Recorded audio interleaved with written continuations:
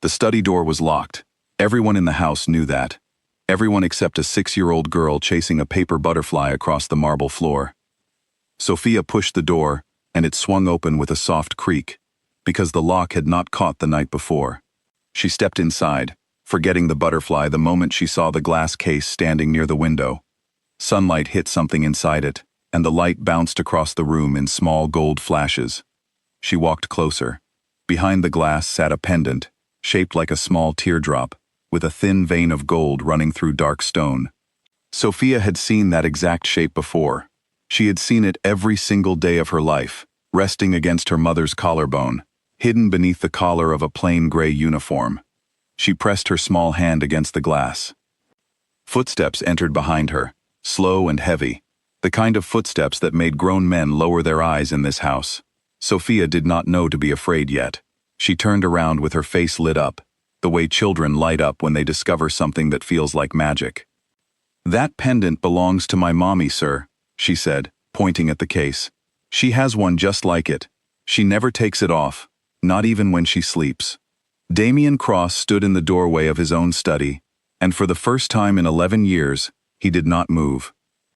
He was a man who controlled every hallway of this house, every contract signed in this city, every whispered decision made in rooms far from where ordinary people could hear. Nothing surprised him anymore. He had trained himself out of surprise the way other men trained themselves out of fear. But the words coming from this small girl's mouth reached somewhere in him that he had sealed shut a long time ago. That pendant had belonged to his sister, Claire. It had been taken from her body the night she died. "Say that again," Damien said, and his voice came out lower than he intended, rough at the edges. Sophia blinked, sensing something had shifted in the room, though she could not name what. "My mommy has one just like it," she repeated, quieter this time. "She keeps it under her shirt. She says it was a gift from someone she loved very much." Footsteps rushed down the hallway outside, quick and panicked. Elena Marsh appeared in the doorway a second later, breathless, her hand flying to her daughter's shoulder. "Sophia, I told you never to come in here," she said, pulling the girl gently toward her side. Her eyes lifted to Damien, and whatever composure she usually wore at work fell away in an instant. She looked, for just a moment, like a woman who had been caught standing on the edge of a cliff she thought no one knew existed. Damien studied her face the way he studied men before deciding whether they lived or died. Elena Marsh had worked in this house for almost a year. She kept to herself, arrived early, left late, spoke only when spoken to, and never once gave him a reason to look twice at her. Now he could not stop looking. "Your daughter tells me you own a pendant," he said, each word measured, careful, dangerous in its calmness. "One that matches the piece locked in that case." Elena's grip on Sophia's shoulder tightened. "Children imagine things, sir. She probably saw a picture somewhere. I'm sorry for the intrusion. We'll leave you to your work." She turned to go. Damien's voice stopped her before she reached the door. "I did not give you permission to leave." The room went still. Sophia looked between the two adults, confused by the sudden change in the air, the way children sense storms before the sky ever darkens. "Show me," Damien said. "Show me what is around your neck." For a long moment, Elena did not move. Then, slowly, she reached beneath the collar of her uniform and pulled out a thin gold chain. At the end of it hung a pendant, teardrop-shaped, dark stone threaded with a vein of gold, identical to the one in the case. Damien's jaw tightened. He had spent 11 years chasing the truth of his sister's death through every corner of this city, through betrayals, through men who lied to him with their last breath, through nights he never spoke of to anyone. He had never once expected the answer to walk through his front door wearing an apron and calling itself hired help. "Where did you get that?" he asked, and this time there was no calmness left in his voice at all. "It was a gift," Elena said, her voice trembling but her eyes steady, the eyes of someone who had learned long ago how to hide fear behind stillness. "A long time ago, before any of this." "Before any of what?" She did not answer. Sophia tugged at her mother's sleeve, sensing the tension pressing down on the room like a held breath. "Mommy, are we in trouble?" Elena knelt beside her daughter, forcing a small smile onto her face, though her hands were shaking. No, sweetheart. Go back to the kitchen. Margaret has cookies waiting for you. Sophia hesitated, glancing once more at Damien, who still had not moved from the doorway. Something about the way he looked at her mother frightened her more than anything he could have said. She turned and ran down the hallway, her small footsteps fading into the quiet of the house. Elena rose to her feet. The two of them stood alone now, the glass case between them like a wall neither wanted to cross. That pendant belonged to my sister, Damien said. She was wearing it the night she died. It was never recovered. Every lead I chased went cold within days, and now, 11 years later, I find it hanging around the neck of the woman cleaning my house. I did not steal it, Elena said quickly. I would never. Then tell me how you got it. Her mouth opened, then closed again. Whatever truth lived behind her eyes, she was not ready to hand it over. Not to a man who could end her life with a single phone call and never lose sleep over it. Damien had built a reputation on exactly that kind of certainty. People feared him because fear kept them honest, or at least kept them quiet. But something about Elena Marsh did not fit the pattern of the frightened staff who usually stood in this room. She was afraid, yes, that much was clear in the tremble of her hands. But beneath the fear was something else. Grief, the kind of grief that only comes from carrying a secret so heavy it reshapes the person holding it. I need time, she finally said. There are things I cannot explain standing in this room. You do not get to ask for time, Damien said. Not when it comes to my sister. Then ask your questions, but not here, not with my daughter down the hall able to hear every word. Damien studied her for a long moment. In his line of work, patience was a weapon, and he had learned to wield it better than almost anyone. But something about the woman standing in front of him made patience difficult to hold on to. He gestured toward the two chairs near the window, the ones reserved for men who came to beg for his mercy or plead for his forgiveness. Sit, he said. Elena did not sit. She stood with her arms crossed over her chest, as if bracing herself against a wind only she could feel. You will not like what I have to say. I rarely like anything anyone tells me in this room. Speak anyway. She took a breath, steadying herself the way a person does before stepping into deep water. I knew your sister, she said. Claire, we were close, once. Closer than you probably realize. Damien's expression did not change, but something behind his eyes sharpened, the way a blade sharpens under a whetstone, slow and deliberate. Close how? She trusted me with things she never told anyone else, including you. My sister told me everything. No, Elena said, softer now, almost gentle in the way she said it, as though trying to soften a blow she knew was coming. She didn't. There were things she kept from you to protect you, and things she kept from you to protect herself. The room felt smaller suddenly, the walls pressing closer, the afternoon light through the window turning thin and cold. Damien had spent over a decade believing he understood every detail of his sister's final months. Hearing a stranger suggest otherwise cracked something open in him that he had worked very hard to keep sealed.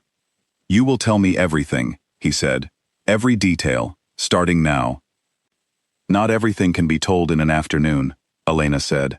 Some of it will take time to explain properly, because if I rush it, you will misunderstand, and misunderstanding could cost people their lives. People I love, people who had nothing to do with what happened to your sister. Damien's eyes narrowed. Are you threatening me? No, Elena said quickly. I am asking you to be patient with the truth. It is not simple, and it is not something I can hand to you in pieces without protecting my daughter first. For the first time since she had walked into the room, Damien's expression shifted, just slightly, from cold fury towards something closer to calculation. He was a man who understood leverage, who understood how fear shaped decisions, and he could see now that Elena was not protecting a secret out of guilt alone. She was protecting Sophia. Your daughter has nothing to fear from me, he said, though even as the words left his mouth, he was not entirely certain they were true. She has everything to fear from you, Elena said. You just don't know it yet. The words landed like a blow. Damien stared at her, waiting for her to explain, but she said nothing further. Her jaw set, her eyes glassy with unshed tears, she refused to let fall in front of him. You will stay in this house until I understand what you mean by that, Damien said finally. You are no longer free to leave whenever you choose. You cannot keep me here. I can do whatever I want inside these walls. You have worked here long enough to know that. Elena's hands curled into fists at her sides, but she did not argue further. Arguing with a man like Damien Cross rarely ended in anyone's favor, and she had learned that lesson the hard way, many years before she ever set foot inside his house. Later that evening, after the staff had gone quiet and the halls had dimmed into shadow, Elena sat on the edge of Sophia's bed, brushing her daughter's hair back from her forehead. Sophia was already half asleep, her small hand curled around the stuffed rabbit she carried everywhere. "Mommy," Sophia mumbled, eyes fluttering. "Is the man with the pendant angry with us?" Elena leaned down and pressed a kiss to her daughter's forehead. "No, baby, he's just confused. Sometimes grown-ups get confused about things from a long time ago." "Will he take my pendant idea away?" Elena smiled sadly, tucking the blanket tighter around her daughter's shoulders. "No one is taking anything away from us, I promise." But even as she said it, she felt the shape of the pendant pressing cold against her skin, and she knew, somewhere deep in her chest, that this promise might be the hardest one she had ever tried to keep. Down the hallway, Damien stood at the window of his study, staring out at the dark garden below, turning his sister's memory over in his mind like a stone he had carried for 11 years without ever fully understanding its weight. He thought of Claire's laugh, the way she used to hum while cooking, the way she had looked the last time he saw her alive, radiant and hopeful about a future that never arrived. He thought about the pendant hanging from a stranger's neck, and the little girl who had walked into his study without fear, pointing at a piece of glass and changing everything. He picked up his phone and dialed a number he trusted more than almost anyone in his organization. "Victor," he said when the call connected, "I need everything you can find on a woman named Elena Marsh. Background, family, anything connecting her to my sister, and I need it quietly. No one else touches this." On the other end of the line, Victor Lang's voice came through steady and calm, the voice of a man who had served at Damien's side for over a decade, who had helped him bury Claire, who had promised, back then, to help him find whoever was responsible. "I'll have something by morning," Victor said. Damien ended the call and looked once more toward the hallway where Elena's room sat quiet and dark, the woman inside it holding secrets that had waited 11 years to surface. Whatever truth lived behind her silence, he intended to have it, no matter what it cost either of them. Outside, the wind picked up, rattling the windows of the old house, as if even the walls understood that nothing inside them would remain the same again. Before any of that, Elena had spent the hours between the study and nightfall trying to hold her ordinary routine together, though her hands would not stop trembling. She carried trays to the dining room, folded linens in the hallway closet, answered Margaret's questions about the evening menu, all while her mind circled back again and again to the sight of Damien's face when he saw the pendant.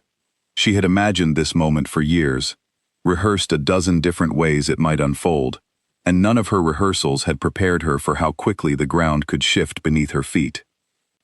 Margaret found her standing motionless in the linen closet sometime before dinner, a folded tablecloth still clutched to her chest. "You've been standing there a full minute," Margaret said gently. "Is everything all right?" Elena blinked, forcing herself back into the present. "I'm fine, just tired." Margaret studied her with the careful attention of someone who had worked in this house long enough to recognize fear when she saw it, even when it wore the mask of exhaustion.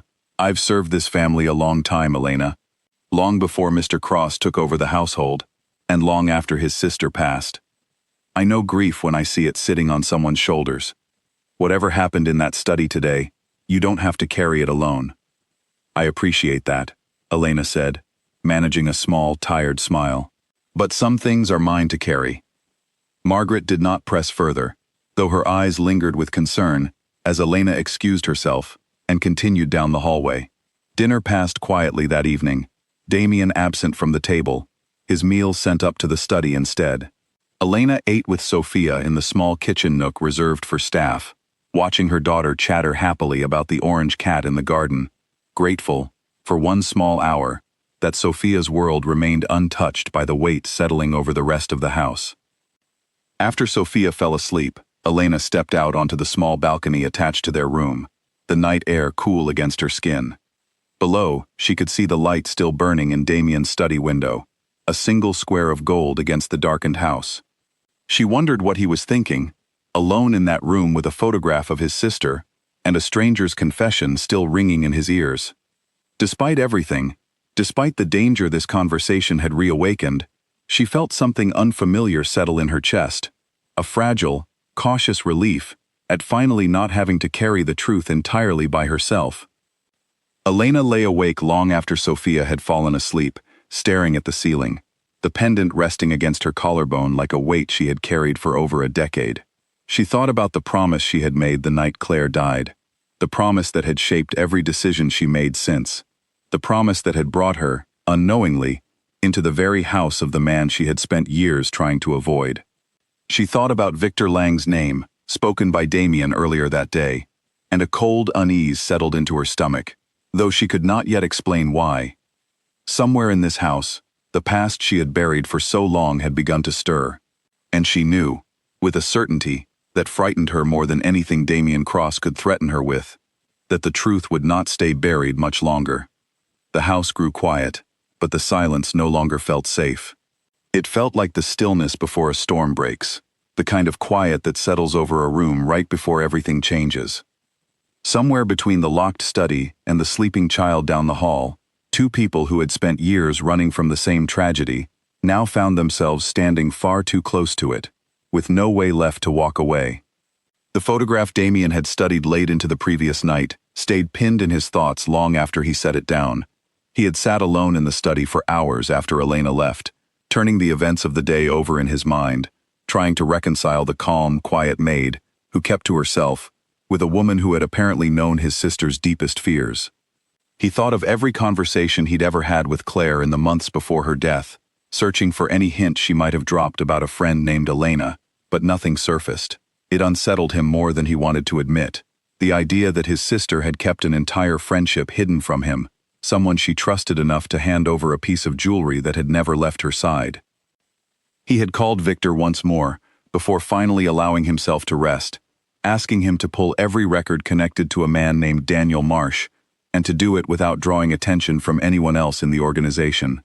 Victor had agreed readily, his voice as steady and reassuring as it always was, and Damien had hung up the phone feeling, for the first time in a long while, that answers might finally be within reach.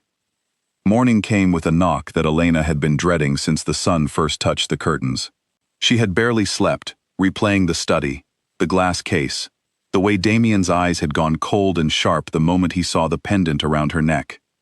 When she opened her bedroom door, Margaret stood there, an older woman with kind eyes and a voice that always carried a note of caution. "He wants you in the study," Margaret said. "Now, and Elena, whatever this is about, be careful. I have worked in this house a long time. I have never seen him look at anyone the way he looked at you yesterday." Elena nodded, her stomach twisting. She checked on Sophia, still asleep, curled around her stuffed rabbit, and pressed a soft kiss to her hair before slipping out of the room. She walked the long hallway toward the study with the same measured steps she used every day, though inside, her heart pounded like something trying to escape her chest. Damien was already waiting when she entered, standing near the window with a folder in his hand. Victor Lang stood beside him, a tall man with sharp eyes and an unreadable expression, the kind of presence that filled a room without needing to say a word. Elena's gaze flicked to him for a moment, and something in her chest tightened, though she could not place why. "Sit," Damien said, gesturing toward the chair across from his desk. This time, Elena sat. Damien opened the folder and slid a photograph across the desk. It was old, slightly faded, showing a young woman with dark hair laughing beside a fountain, sunlight catching the pendant around her neck. "That is my sister," Damien said. "Claire, taken 2 months before she died." Elena's eyes filled with tears before she could stop them. She had not seen a photograph of Claire in over a decade, not since the night everything fell apart. "She was happy that day," Elena whispered. "We went to that fountain together. She wanted to throw a coin in and make a wish." "What did she wish for?" Damien asked, his voice quieter now, though no less demanding. She never told me, Elena said. She said some wishes only come true if you keep them secret. Damien's jaw tightened. Memories of his sister rising unbidden. Memories he had spent years trying to keep at a distance so the grief would not swallow him whole. You still have not explained how you knew her. Or how her pendant ended up around your neck. Elena wiped at her eyes, steadying her breath. Claire and I met through my husband. He worked for your organization, years ago, before either of us understood exactly what that meant. Claire and I became close, closer than most people knew. She used to say I was the only person who never wanted anything from her. Not connections, not favors, not protection.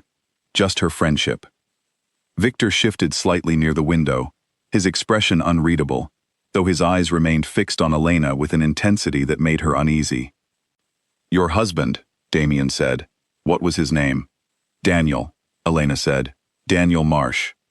Something flickered behind Victor's eyes, so brief that Elena almost missed it, but she caught it, and a chill ran down her spine. I don't know that name, Damien said, though his tone suggested he was searching his memory carefully. What did he do for the organization? He worked logistics, Elena said, moving shipments, coordinating transport routes. Nothing high level. He wanted out eventually. He wanted a different life for us, for the family we hoped to have. And did he get out? Elena's throat tightened. No, he died before he had the chance. The room fell silent. Damien studied her face, searching for cracks in her story, though everything about her grief looked painfully real. How did he die? Damien asked. The same night your sister died, Elena said, her voice barely above a whisper. They were both at the same meeting, a meeting that was supposed to be simple, a handoff, nothing more. Something went wrong. I never learned the full truth of what happened, only that neither of them came home. Damien's hands curled into fists on the desk. 11 years of questions, 11 years of investigations that led nowhere, and now, a woman sitting across from him was describing details he had never been able to piece together himself. Why did no one tell me this? He said, his voice rising slightly. Why has this information never surfaced in over a decade of searching? Because the people who knew the truth were killed within weeks of that night, Elena said. I was warned to disappear, to change my name, to never speak of what I knew, or Sophia and I would meet the same fate. I did what any mother would do. I protected my daughter the only way I knew how. Victor cleared his throat softly. Sir, perhaps we should continue this conversation privately. Damien waved a hand, dismissing the suggestion without looking at him. No, I want to hear everything, right now. Elena glanced between the two men, something uneasy settling deeper into her chest. She had spent years avoiding this exact conversation, and now that it was finally happening, every instinct in her body told her to be careful about how much she revealed, especially with Victor standing so close. There is more, she said slowly, choosing her words with care. But I am not certain this is the right place to say it. This is my study, Damien said. There is no place more right than here. Elena's eyes flicked briefly toward Victor again, and this time Damien noticed. His gaze sharpened, moving from Elena to his most trusted man, a question forming behind his eyes that he did not yet voice aloud. Victor, Damien said, give us a moment. Victor hesitated, just slightly, before nodding and stepping out of the room. The door clicked shut behind him, and the tension in the air shifted, though it did not disappear. Now, Damien said, leaning forward, tell me what you would not say in front of him. Elena took a shaking breath. The night your sister died, the meeting was set up by someone inside your organization. Someone close to you. Claire suspected it before it happened. She told me she felt like something was wrong, that plans were changing without explanation, that people she trusted were acting strangely in the days leading up to it. Did she give you a name? No, Elena said. She never had the chance, but she gave me something else. She gave me the pendant, the night before she died, and told me if anything ever happened to her, I should keep it safe, and keep myself safe, because the people responsible would come looking for anyone who knew too much. Damien sat back slowly, his mind working through the implications of what she was telling him. 11 years of searching, and the answer had been hiding in his own house, wearing an apron, and raising a daughter who had unknowingly cracked open a secret buried far deeper than anyone expected. "You believe someone inside my organization arranged my sister's death," he said. "I believe it," Elena said. "I have believed it for 11 years. It is why I never trusted anyone close to power. It is why I hid myself so carefully. It is why, when I took this job, I nearly turned it down the moment I learned whose house I would be working in." "Then why did you take it?" Elena's eyes filled with tears again, though she blinked them back with visible effort.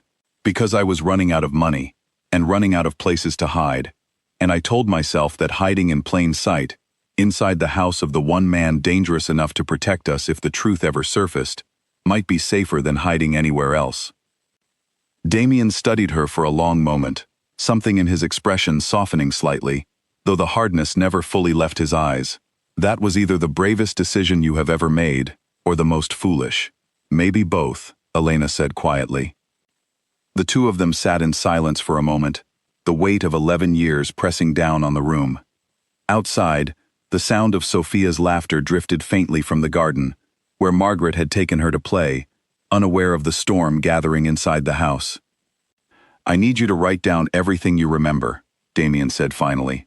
"Every detail, no matter how small. Names, places, conversations, anything Claire said to you in those final weeks. And if what I remember points toward someone you trust completely." Damien's jaw tightened. "Then I will deal with that when the time comes."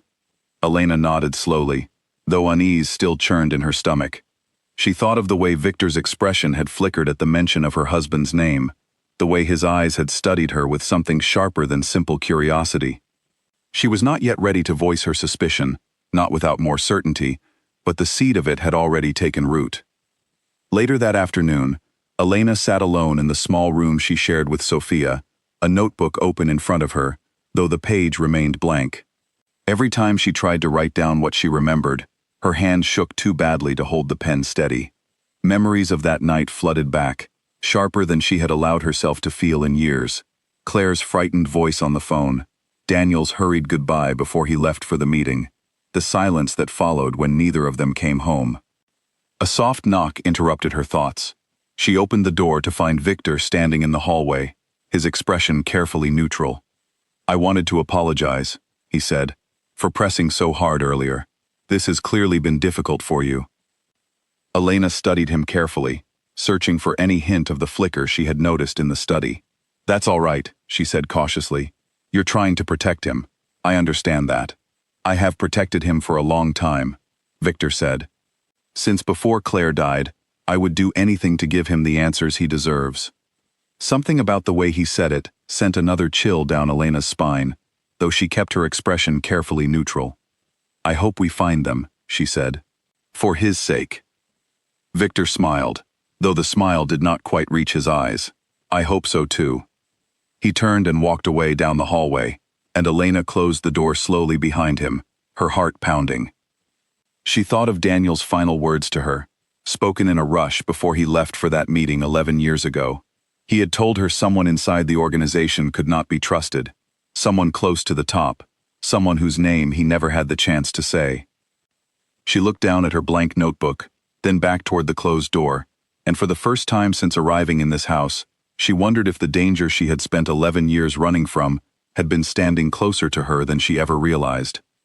That night, after Sophia had fallen asleep, Elena finally picked up the pen and began to write, her hand steadier now, though her heart remained heavy with dread.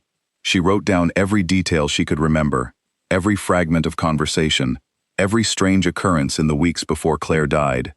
And with every word, she felt the walls of her careful hiding place beginning to crumble, page by page, secret by secret, until there would be nothing left to hide behind at all. The pages Elena filled that night sat locked in the drawer of her small desk, but the words inside them refused to stay quiet in her mind.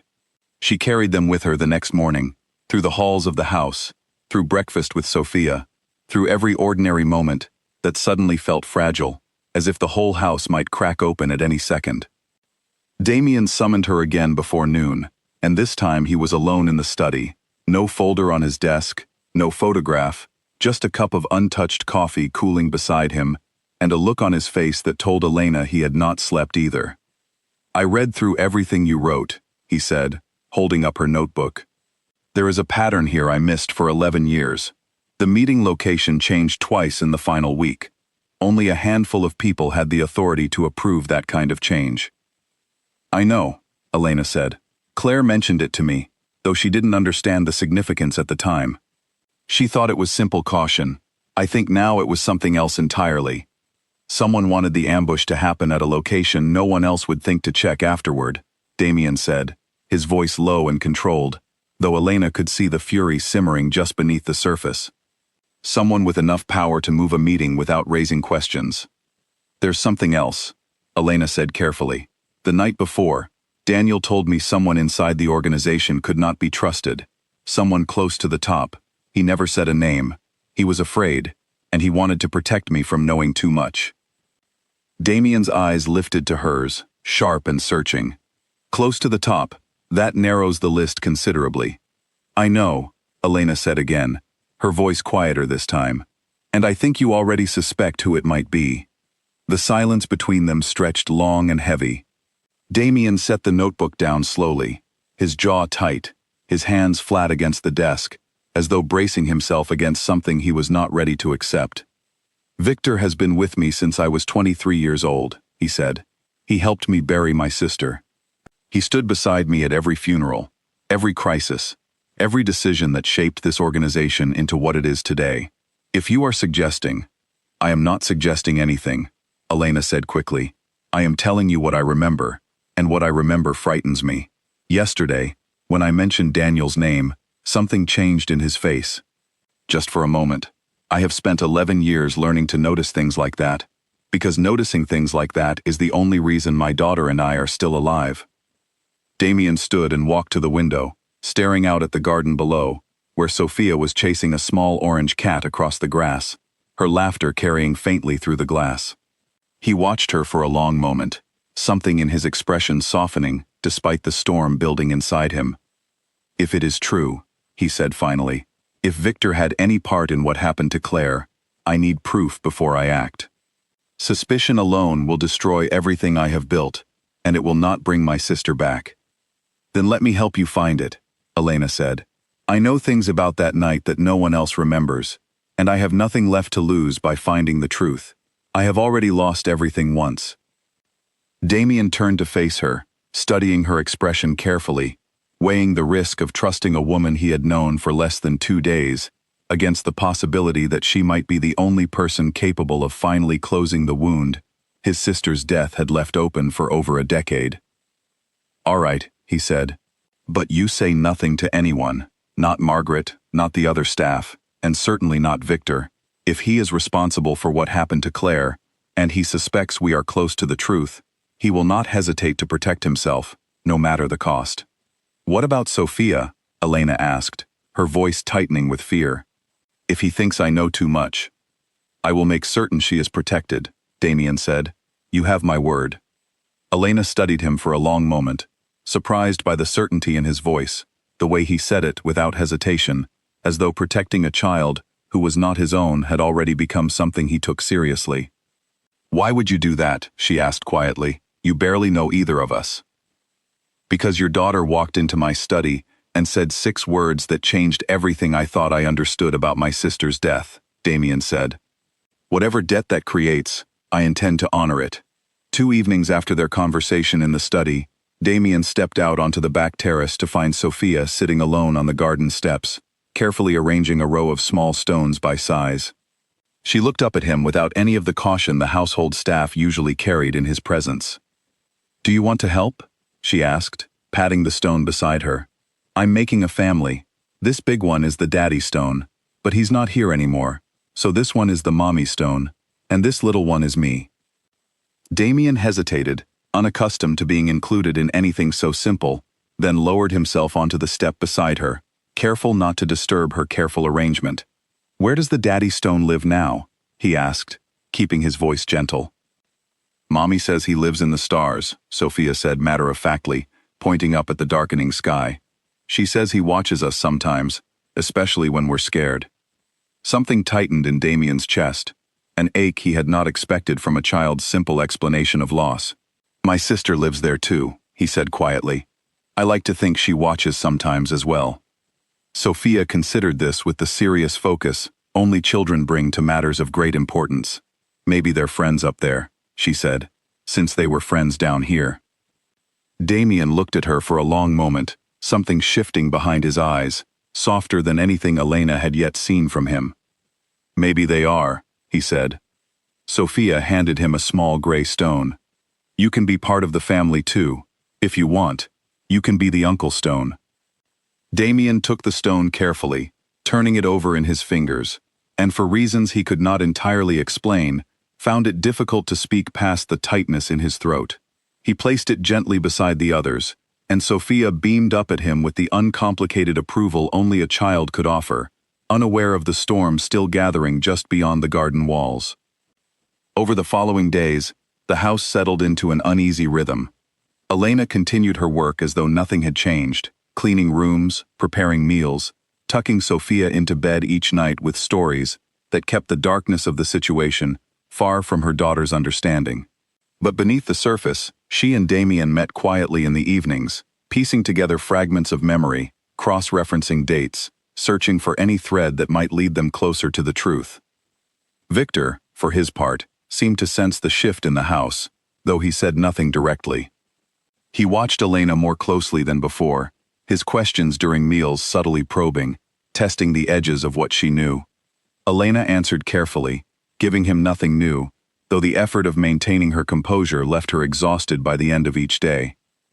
One evening, nearly a week after the incident in the study, Elena returned to her room to find the door slightly ajar, though she was certain she had locked it that morning. Her heart pounded as she pushed it open, relief flooding through her when she saw Sophia asleep on the bed, safe and undisturbed.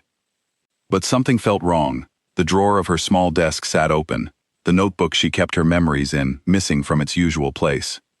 She searched the room quickly, her hands shaking, but the notebook was gone. Someone had been in her room. Someone had taken the one piece of evidence that connected the fragments of memory she had shared only with Damien. She rushed down the hallway to the study, finding Damien still awake, reviewing documents at his desk. Someone took my notebook, she said breathlessly.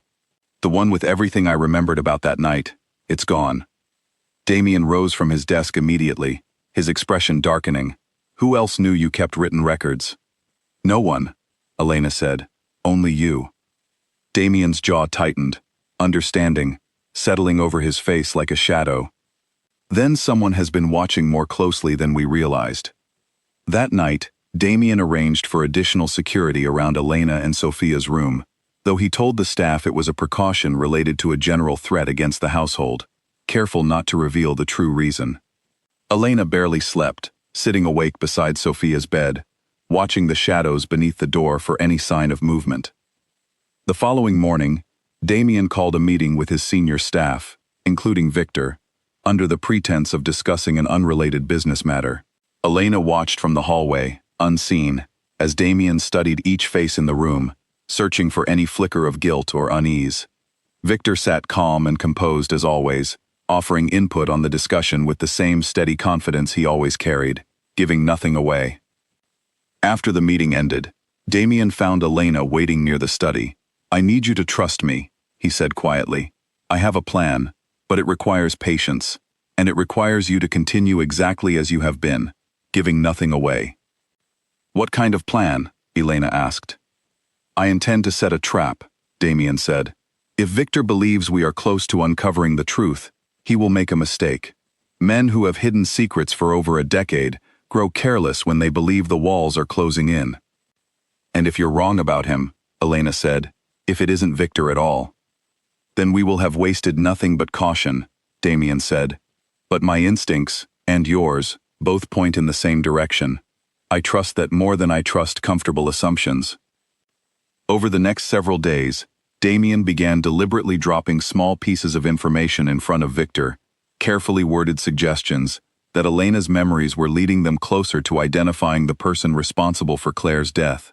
He watched Victor's reactions carefully, noting the subtle tightening around his eyes, the slight hesitation before responding, signs so small that anyone else might have missed them entirely. Elena, meanwhile, grew increasingly anxious about Sophia's safety, keeping her daughter close, arranging for Margaret to watch her during the hours she could not be present herself. The strain of the situation began to show in small ways: dark circles beneath her eyes, a jumpiness at unexpected sounds, a habit of checking the locks on her door multiple times before finally settling into an uneasy sleep. One afternoon, while Elena was folding laundry in the small room she shared with Sophia, she overheard a conversation drifting up from the garden below. Two of the household guards, unaware they could be heard through the open window, were discussing a shipment scheduled for that evening, one that Victor had personally arranged, without informing Damien directly. Elena's stomach dropped. She rushed to find Damien immediately, relaying what she had overheard. "He's moving something without your knowledge," she said, "tonight." Damien's expression turned to ice. "Then tonight, we find out exactly what my old friend has been hiding." As the sun began to set that evening, casting long shadows across the estate grounds, the quiet tension that had been building for days finally reached its breaking point. Damien gathered a small group of trusted men, none of them close to Victor, and prepared to follow the shipment discreetly, determined to uncover the truth once and for all. Elena stayed behind with Sophia, her heart pounding with worry, unaware that the events about to unfold that night would finally expose the secret that had haunted this house for over a decade, and would put both her and her daughter directly in the path of danger neither of them was prepared for. Night settled over the estate, thick and silent, broken only by the distant hum of a car engine pulling away from the side gate. Elena stood at the window of her room, watching the darkness swallow the taillights, her hands pressed flat against the cold glass. Somewhere out there, Damien was following a trail that might finally answer the question that had haunted her for 11 years, and she hated that she could do nothing but wait. Sophia stirred behind her, half asleep. "Mommy, why are you awake?"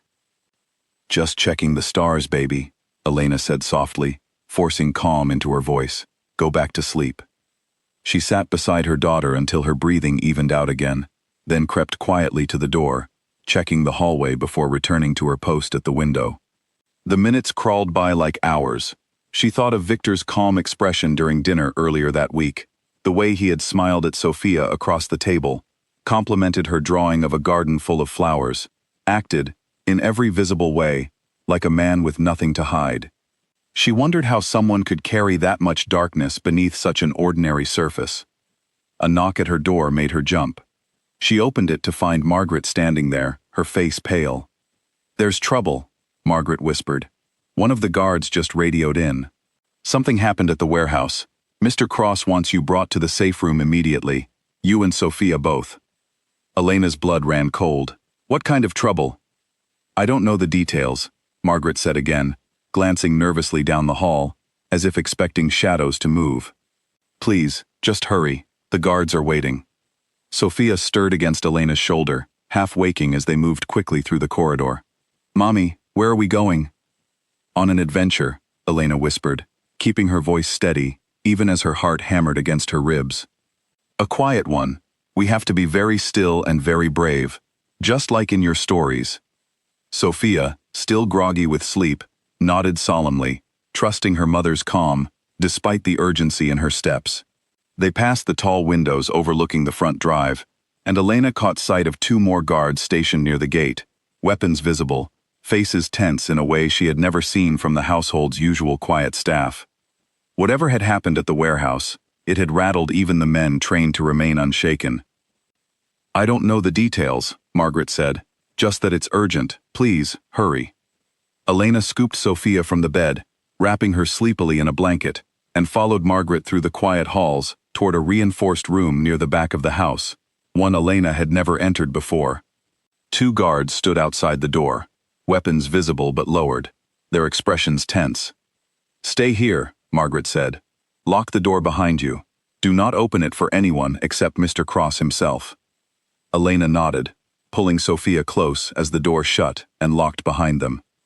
Sophia, now fully awake, looked up at her mother with wide, frightened eyes. "Mommy, what's happening?" "Everything is going to be okay," Elena said, though her voice shook as she said it. "We just need to stay quiet and safe for a little while." Meanwhile, across the city, Damien crouched behind a stack of crates inside a dimly lit warehouse, watching as Victor directed a small group of unfamiliar men unloading a truck. The cargo was not the usual shipment of goods that moved through the organization's normal channels. These crates were smaller, handled with a caution that suggested something far more dangerous than typical merchandise. Damien's men moved into position around the perimeter, silent and controlled. He had given strict orders, no unnecessary confrontation, only enough presence to confirm what he already suspected and gather the proof he needed. Victor's voice carried across the warehouse, sharp with irritation. "Faster. We need this cleared before sunrise. If Cross finds out about this shipment before we finish, everything falls apart." One of the unfamiliar men muttered something in response, low and quick, but Damien could not make out the words from his position.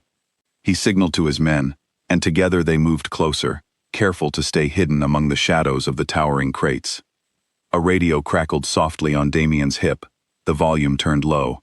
"Sir," came a whispered voice, one of his men positioned near the loading dock.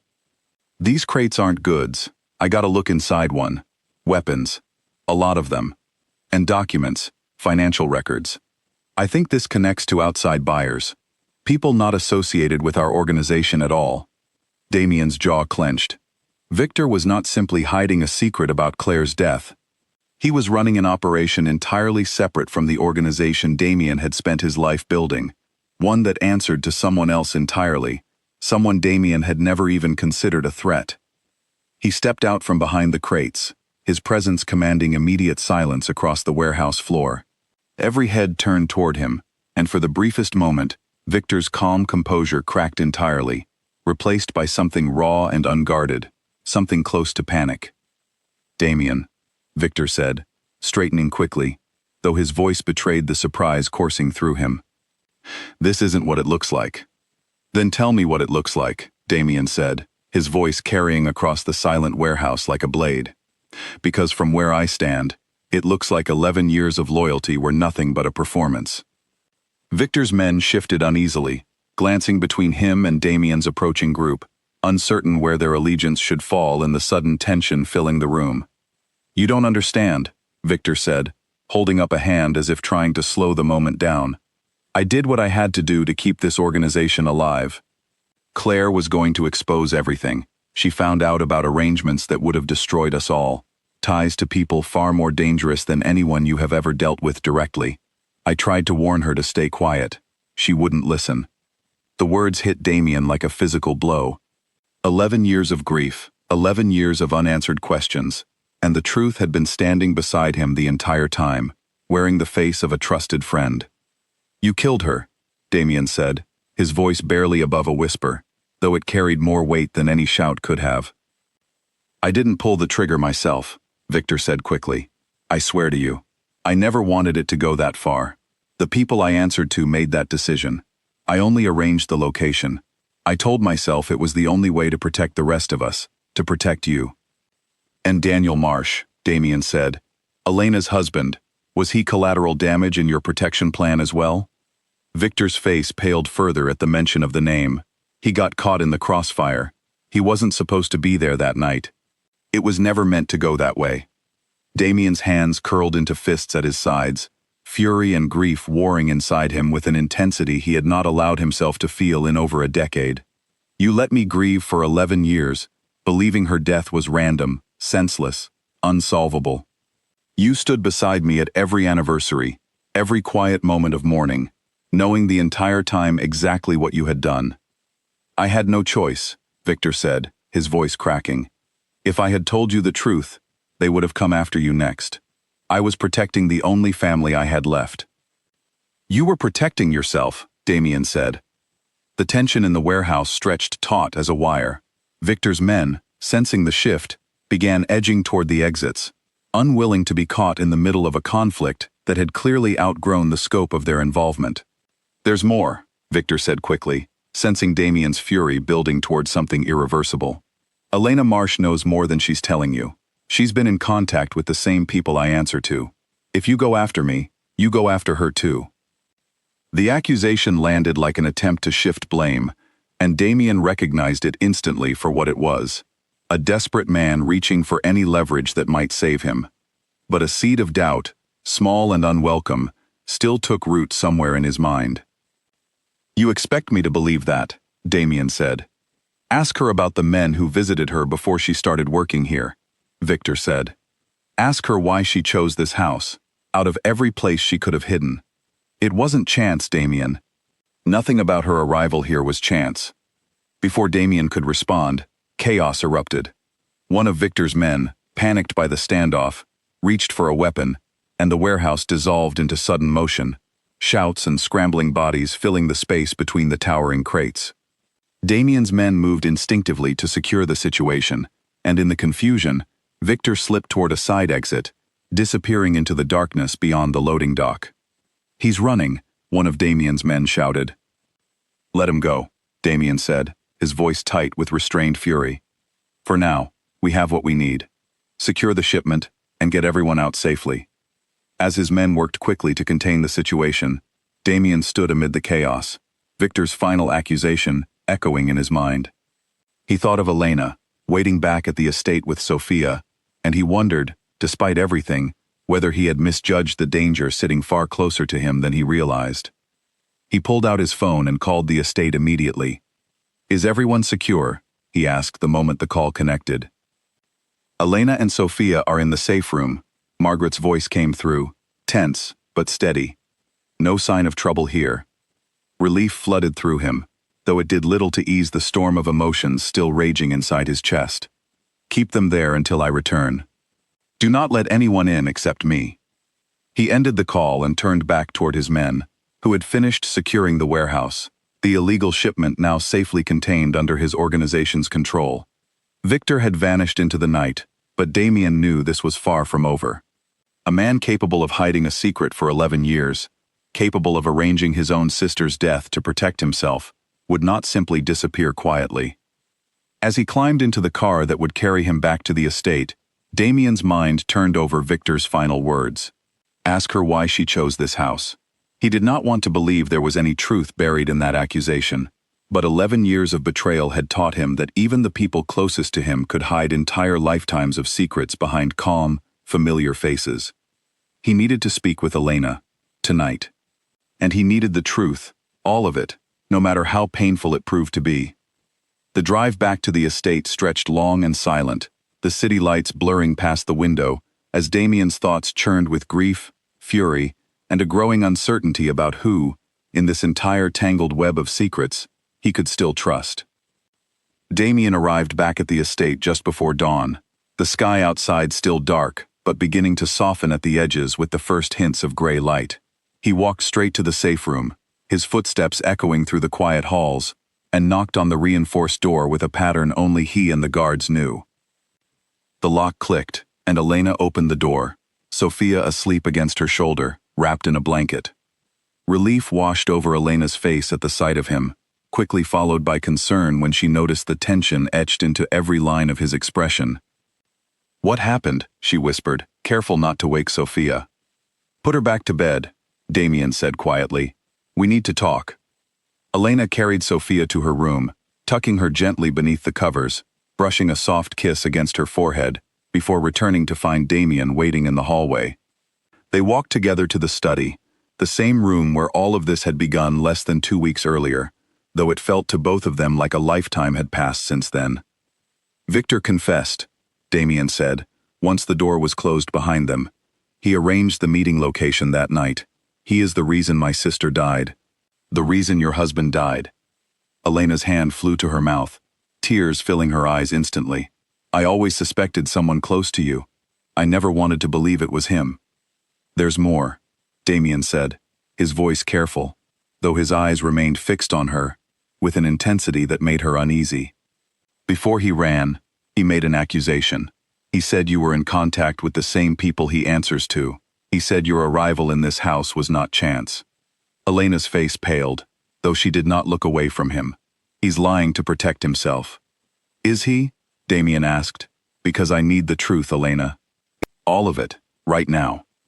Elena took a deep breath, steadying herself before she spoke. "There is a reason I chose this house, but it is not the reason Victor suggested.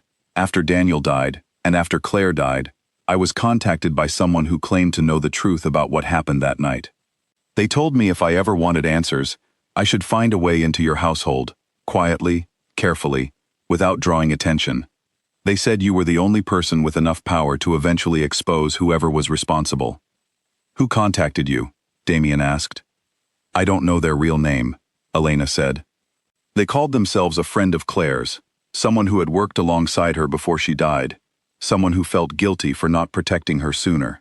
They sent me money to help relocate, helped arrange the job here under a different last name so no one would recognize the connection to Daniel. I know it sounds suspicious. I know how it looks, but I swear to you, my only goal was ever the truth, and keeping my daughter safe while I searched for it. Damien studied her carefully, searching for any sign of deception in her expression, but all he found was raw honesty, the same aching grief that had lived in his own chest for 11 years. Why didn't you tell me this from the beginning? He asked. Because I didn't know if I could trust you, Elena said. For all I knew, you could have been the one responsible. I needed time to understand who you really were, before I handed you a secret that could put my daughter in danger. Damien sat down slowly across from her, the weight of everything finally settling over him. Exhaustion and grief, and something unexpected all tangled together in his chest. And now? Do you trust me now? Elena met his gaze steadily. Yes, I do. A long silence stretched between them, filled with everything neither of them had said aloud yet, the strange bond that had formed between two people bound together by tragedy, and the small, brave voice of a child who had unknowingly unraveled a secret 11 years in the making. Victor is still out there, Damien said finally, and whoever he answers to will not simply let this go. They will assume he has been compromised, and they may come looking for you and Sophia to silence the last remaining witnesses to what happened that night. Elena's chest tightened with fear. What do we do? We finish what he started, Damien said.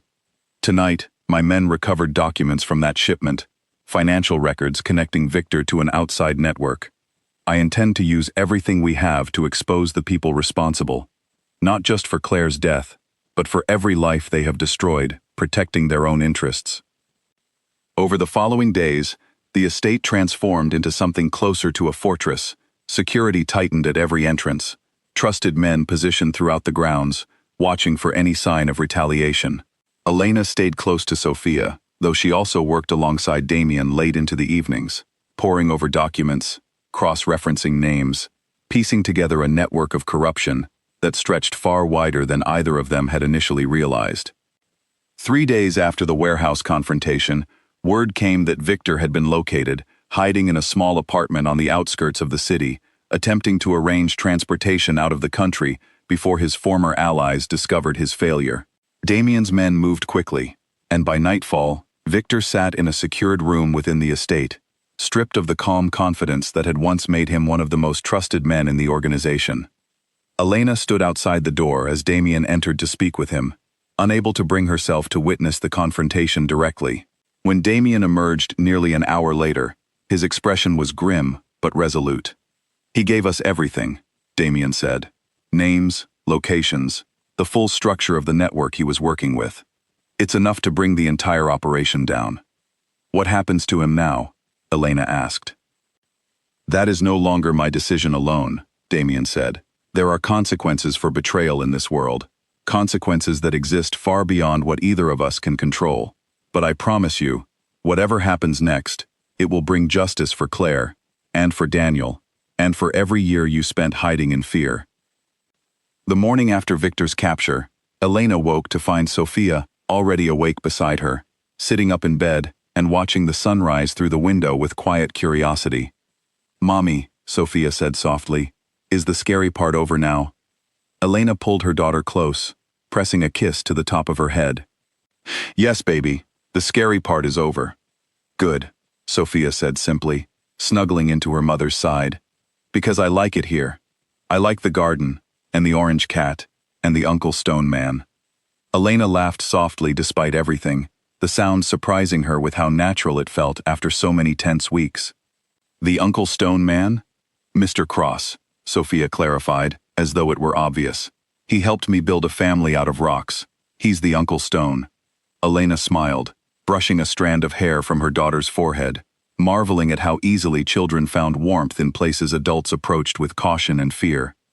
Outside, the estate grounds looked calmer than they had in weeks, sunlight spilling gently across the lawn, the tension of the previous days beginning to loosen its grip on the household. Over the following weeks, the network Victor had been part of unraveled piece by piece, exposed through the documents and testimony Damien's organization had gathered. The people responsible for orchestrating Claire's death, and Daniel's death alongside her, were finally identified and dealt with through channels neither Elena nor Damien discussed openly, though the weight that had pressed down on both of them for over a decade finally began, slowly, to lift. Sophia, unaware of the danger that had swirled around her small world during those tense weeks, continued her days much as before, chasing the garden cat, drawing pictures of flowers, asking her mother curious questions about the world, with the boundless wonder only children seemed to carry. But something had shifted in the household around her. The staff moved with less tension in their shoulders. Damien, though still reserved and quiet in his usual way, began spending more time in the garden in the evenings, watching Sophia play with an expression that had softened considerably from the cold, guarded man he had been just weeks before. One evening, as the sun began to set in soft shades of orange and pink across the estate grounds, Damien found Elena sitting on the garden bench, watching Sophia chase fireflies near the hedges. "I never properly thanked you," he said, sitting down beside her, "for finally giving me the truth I spent 11 years searching for." "You don't need to thank me," Elena said softly. "I think we both needed this. In different ways. Closure for you. Safety for Sophia and me. Neither of us could have found it alone." Damien watched Sophia's small figure dart happily through the fading light, her laughter carrying across the quiet garden. "She changed everything, you know. If she hadn't wandered into that study, I might have spent the rest of my life believing my sister's death was an unsolvable mystery."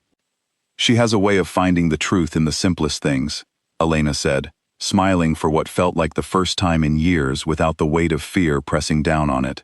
"She gets that from her father." They sat together in comfortable silence for a while, watching Sophia play, the last light of the day settling gently over the garden. For the first time since arriving at this house, Elena felt something she had not allowed herself to feel in over a decade, a fragile, tentative sense of safety, of belonging, of a future that might finally hold more than fear and hiding. "Elena," Damien said quietly, after a long moment, "I know this house has only ever meant fear and secrets to you. But I would like it to mean something different now, if you're willing to let it." Elena turned to look at him, searching his expression for the meaning behind his words. "What are you saying?" "I'm saying I don't want you and Sophia to simply work in this house anymore," Damien said. "I want you to belong here, if that is something you would ever consider. Not as staff, as family." Tears filled Elena's eyes, though this time they were not born from fear or grief, but from something warmer. Something she had not expected to feel again after so many years of running. "Sophia would like that very much," she said softly, "and so would I." Damien reached into his pocket and pulled out the pendant, the one that had started this entire journey, still locked away safely since the day it was recovered from Victor's belongings. He held it out to her gently. "This belonged to my sister," he said, "but I think she would want you to have it now, not as a reminder of what was lost, but as a promise of what comes next." Elena took the pendant carefully, holding it alongside the one she already wore, the two pieces catching the last light of the setting sun. "Thank you," she whispered. Sophia ran up to them then, breathless, and glowing with the joy only childhood could hold, unaware of everything her small voice had set into motion weeks before. "Mommy, look, I caught a firefly." She held out her cupped hands, and inside them, a small light glowed softly, blinking gently against the darkening sky. Damien smiled, a real smile, the first one Elena had seen from him since the day they met. "That's beautiful, sweetheart," Elena said, pulling her daughter close. As the fireflies danced across the garden, and the last light of day faded into the soft blue of evening, the house that had once held only secrets and grief settled into something new, something neither Elena nor Damien could have imagined when a little girl's innocent words first froze a Mafia boss in his own study. Justice had been found, the truth had finally surfaced, and in its place, something unexpected had grown, quiet and steady, like the first light of morning after a very long night.